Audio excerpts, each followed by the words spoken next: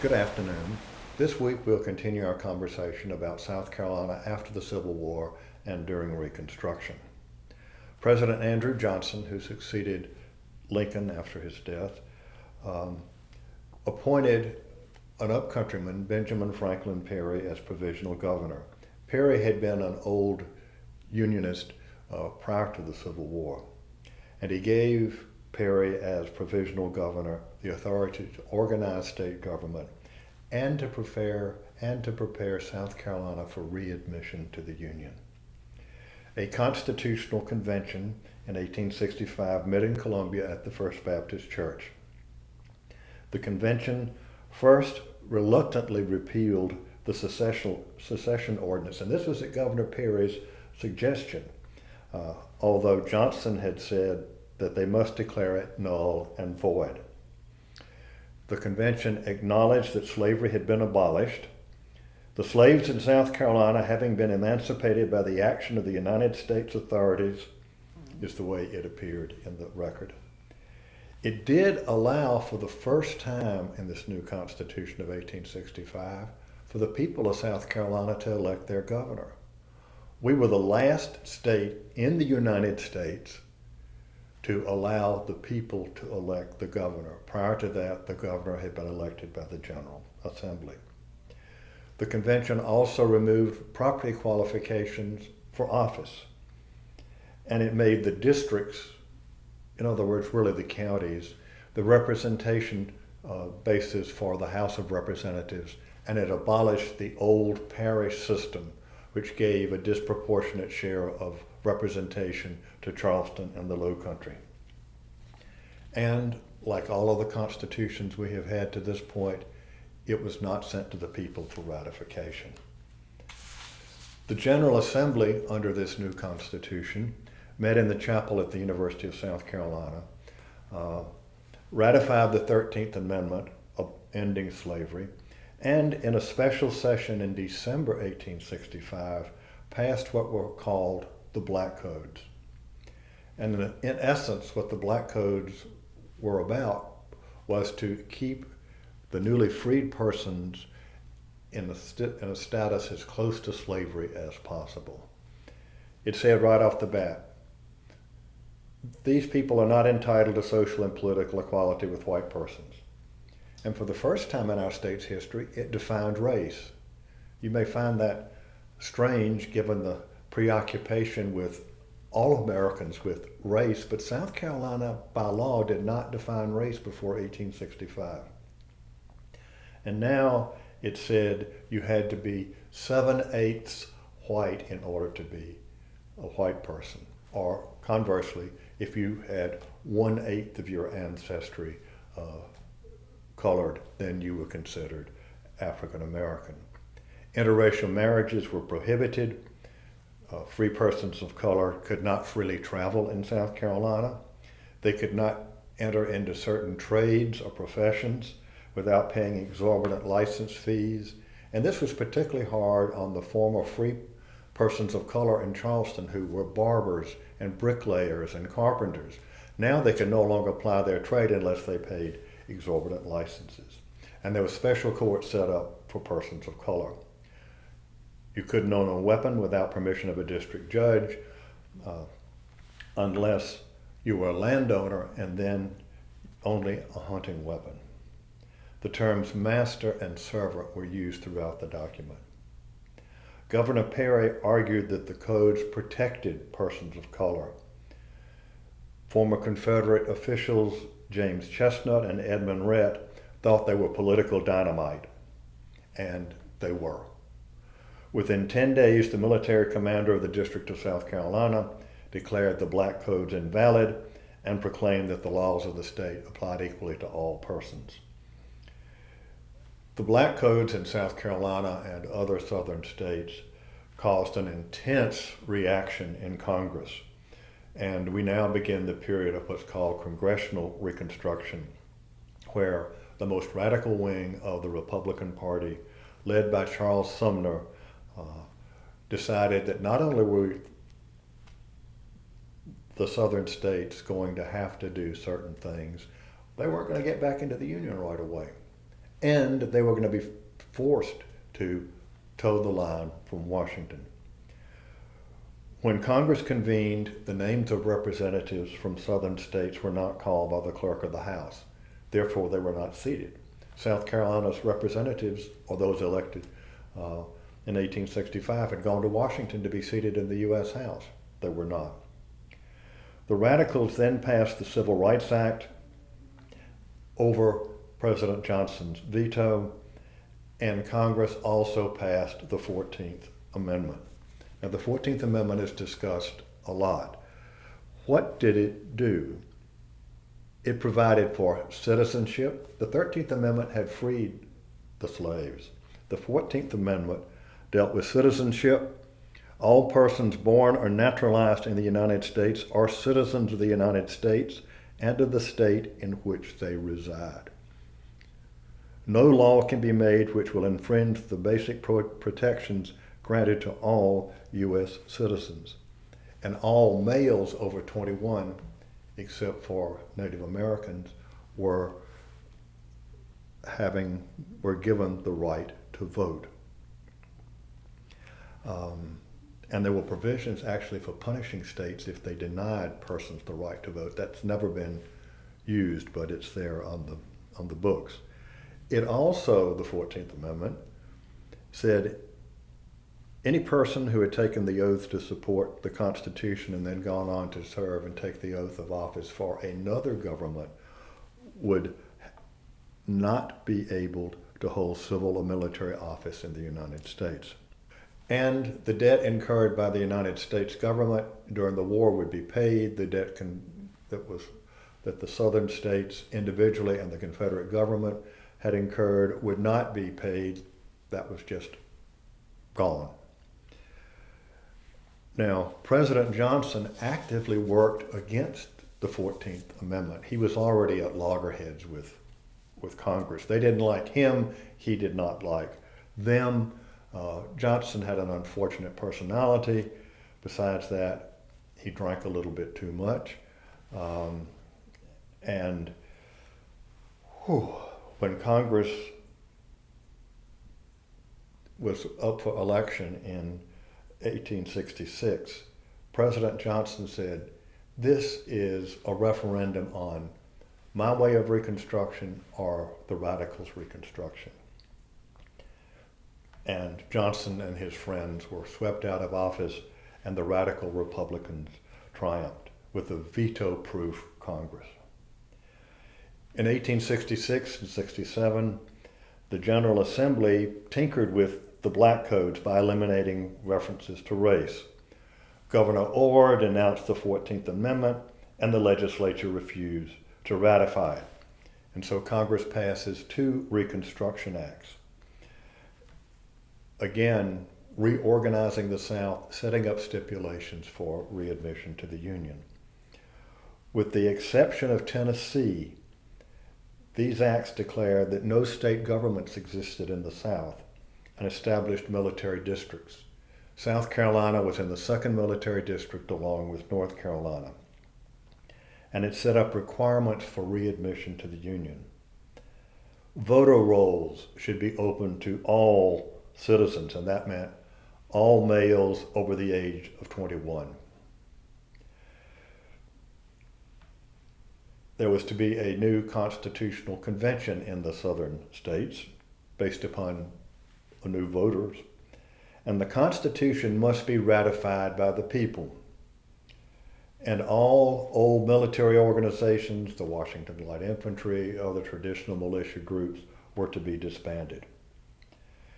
In other southern states, whites tried to get as many white delegates to the Constitutional Convention as they could. In South Carolina, the white minority tried another strategy. They did get as many whites to register as they could, but then they boycotted the election because the Second Reconstruction Act required that a majority of the registered voters had to vote for the new state constitution. It almost worked, but it failed because 85% of the black population went to the polls. And thus we come up with the Constitution of 1868. It was modeled after Ohio. It created a new order in South Carolina based upon equal opportunity. Voting rights were guaranteed. Educational opportunity for all, something that had not been true in South Carolina prior to the Civil War.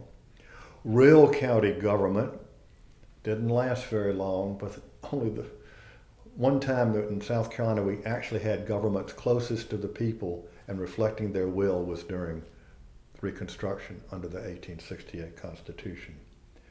White Carolinians refused to accept the document as the basic law of the state. As one newspaper said, it is a Negro Constitution of a Negro government establishing Negro equality. The white press was unanimous in denouncing what they called the Africanization of South Carolina, and white petitions to Congress got nowhere. And what you begin to see in response to the Reconstruction Acts, and particularly to the Constitution of 1868, is a counterinsurgency. Now, counterinsurgency and insurgency, something I spent a lot of time doing when I was in the Army Reserve and working with the Commanding General Staff College. You get an insurgency when a government is not seen as legitimate by a significant portion of its people, and it's vulnerable. A counterinsurgency tries to counteract that. South Carolina between 1868 and 1876 had a government that a significant minority of the population did not accept as legitimate. The newly organized Republican Party triumphed in the polls in elections from local to statewide. Robert K. Scott of Ohio was elected the governor. Francis L. Cardozo, Secretary of State, became the first person of color elected to statewide office. In the General Assembly in these elections, 109 of 124 members of the House were Republicans. 75 of those were African Americans. In the Senate, 25 of 32 senators were Republicans. 10 were African American. 15 were white. By 1870, black South Carolinians were flexing their political muscle. Joseph H. Rainey of Georgetown became the first black member of the U.S. House of Representatives. He was one of 6 representatives from South Carolina during this time. Only 15 persons of color from the entire South were elected to the U.S. Congress House during Reconstruction. So 6 of the 15, more than 1/3, came from South Carolina. The Lieutenant Governor, the Adjutant General, the Secretary of State, the State Treasurer, a Justice of the Supreme Court. During Reconstruction, there were 487 elections in South Carolina at all levels. African Americans won 52% of those elections. 1872 was probably the high tide of black political power. 71 of the 124 members of the House and the Speaker was a person of color. It was almost half the members of the Senate, 16 of 33 members, and the Speaker pro tem was an African American. And in both houses, African Americans chaired 2/3 of the key committees. White Carolinians were horrified. They used such terms as South Carolina is Polandized, which would refer to 18th century Poland, where the General Assembly really ran amok and didn't know what it was doing. But this newspaper said, "We are Polandized, but we're even worse. We have been Africanized." Whites mocked blacks at every turn, and they used Northern reporters as willing allies to depict the new legislature as the monkey show, the Crow Congress, or the menagerie. Dismissed African American legislators as illiterate and inexperienced field hands. Now, folks, this is one of the most enduring myths of Reconstruction. It simply is not true. 87% of the black legislators were literate. 75% were property owners and taxpayers. The majority were professionals, shopkeepers, not former field hands. Now, the charge of inexperience was probably accurate, but black legislators were no more inexperienced than pre-war upcountry white legislators, where the turnover was sometimes as high as 80%. The difference was that white upcountry legislators never got into positions of power. African Americans during Reconstruction did. Education and public equality were the twin goals of black Carolinians. A public school system open to all, not just blacks, but many white children now for the first time had educational opportunity, because except for the public schools in Charleston prior to the Civil War, there weren't any real public schools in South Carolina. So unless your parents had money to send you to an academy for male or female, you didn't have a chance for an education. And the South Carolina College was desegregated at all levels, trustees, faculty, and students, the only Southern institution of higher education where that occurred. Black equality was political and civic, not social, and African American legislators were very quick to point this out. We're not looking for social equality, but we will have political and civic equality. Now, ironically, this was simply the antebellum Republican, a little r, Republican ideal applied to all citizens, not just whites. But that, of course, is what made it radical to white Carolinians. Whites were convinced that political and civic equality would lead to social equality. There were strong black denomination schools and colleges established during Reconstruction. Claflin was the first, but it was followed by Allen and Benedict. And there were private, despite public schools, there were private church-related schools for children of African Americans scattered across the state, which would last, in many cases, into the 1940s and 1950s. And then there's a question of public access. In 1868, the General Assembly passed a public accommodations statute. African Americans were to have free access to public facilities. But the asylum and the penitentiary was still segregated. The Charleston streetcar system, and it's probably the first recorded sit-in occurred there, was ordered to be open to all by the military authorities. White Charlestonians abandoned using the streetcars for a while. But interestingly, they didn't give up going to the Charleston theaters, which had open seating, and African Americans were seated next to whites. Dining rooms and restaurants in Charleston and Columbia were integrated, but hotels were not. Travel, particularly by train, and that was the main form of getting around the state, was by class, not by race. Most African Americans in South Carolina preferred to keep distance from whites whenever possible. The Republican Party was becoming increasingly blacker.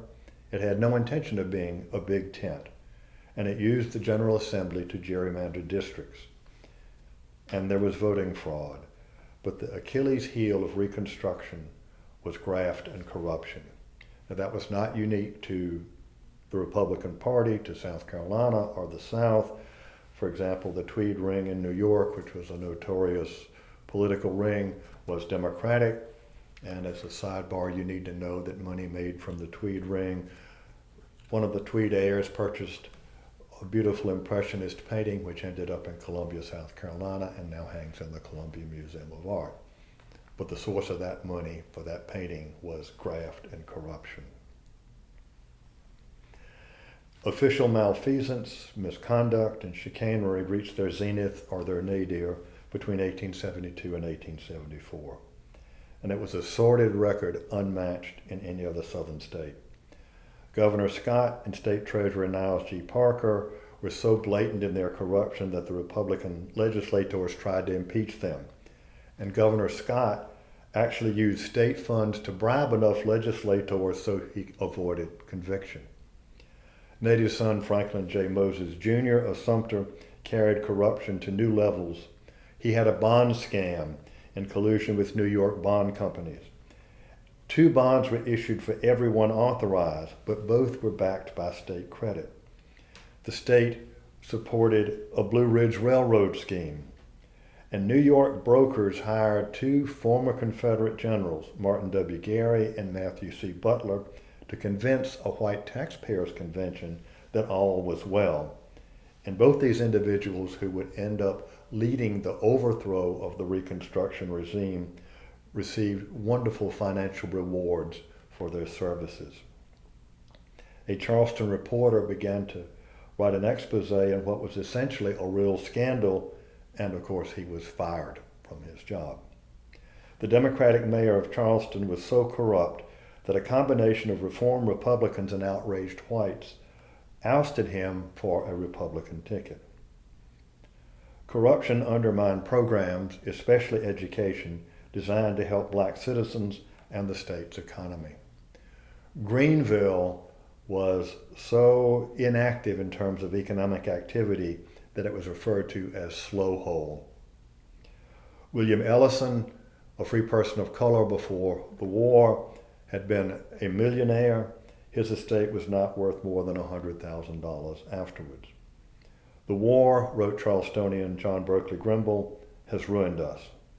And if you were to read Mary's World about the Pringle family, or The World Turned Upside Down about the Palmers of South Santee, both of those books are in our library, by the way, you'll find about the collapse of family dynasties in terms of fortune and property.